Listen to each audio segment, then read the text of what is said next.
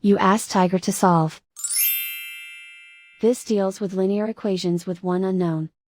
The final result is x equals -1/7. Let's solve it step by step.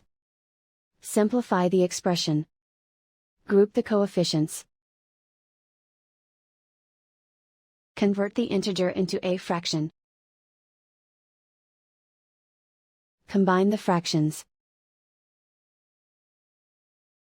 Combine the numerators. Break up the fraction. Group all x terms on the left side of the equation. Subtract 3x/4 from both sides. Group the coefficients. Find the lowest common denominator. Multiply the denominators. Multiply the numerators. Combine the fractions. Combine the numerators. Group like terms. Combine the fractions.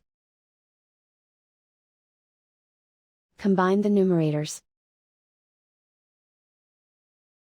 Reduce the zero numerator. Simplify the arithmetic. Isolate the x. Multiply both sides by inverse fraction 4/7.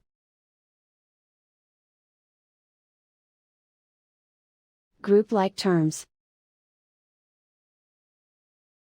Multiply the coefficients. Simplify the fraction. Multiply the fractions. Simplify the arithmetic. And so the final result is x equals -1/7.